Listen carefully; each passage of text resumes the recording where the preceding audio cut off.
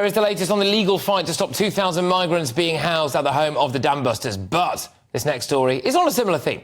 All week I've been focusing on the Welsh town of Llanelli, where 95 people have lost their jobs as a hotel ahead of the arrival of more than 200 asylum seekers. That all seemed deeply unfair. It seemed deeply wrong. So we highlighted it. Well, protesters have blocked the main entrance to the hotel, and there was good news for protesters yesterday, as Carmarthenshire Council stopped the hotel's owners transporting items through a gap in a hedge that borders the property. Let's show viewers on GB News the scenes when security staff actually left the hotel last night.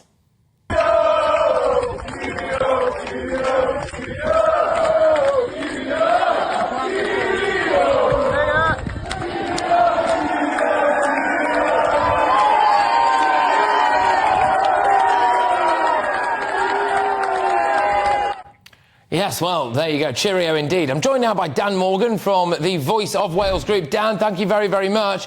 You must be happy, but does this really mean it's not happening? What's the latest there? Well, interesting you open up with that, because that's exactly it. It isn't over. All that's happened is the security staff have left.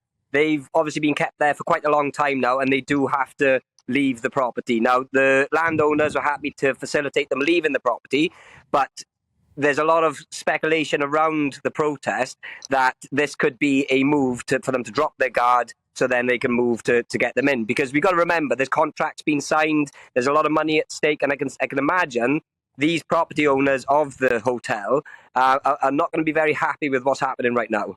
No. So what are the locals going to do then? Are they just going to maintain a presence there and hope that that presence makes everybody think twice about putting migrants there?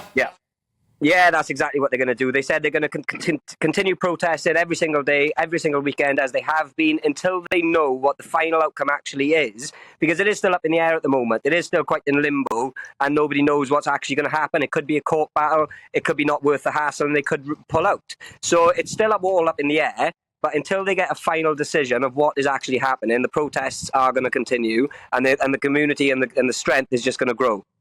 OK, and so it does look as though a stalemate has been reached. Are you guys trying to take this to court as well, are you, or anything? Well, the Carmarthenshire County Council tried to take it to court. They were rejected. They were taking it to court over it becoming a hostel and the change of use not being applied for. So that was rejected, but we just don't know. I believe it'll be down to now the people who own the hotel to take the landowners to court to try and come to some sort of agreement with allowing access to the land or finding out whether the land actually lies. So it is all speculation right now, and I know the spirits around the protest itself are still all really high, but they are not disillusioned to the fact that this is over.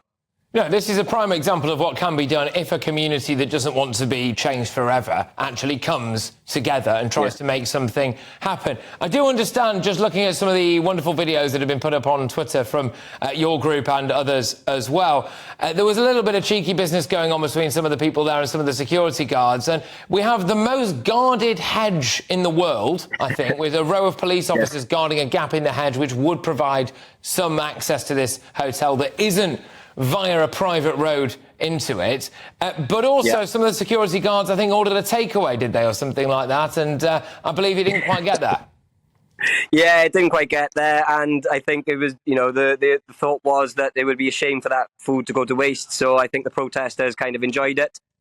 They've been there for a long time. It's been cold, it's been raining. So I think they were happy for a bit of pizza and a bit of Chinese takeaway.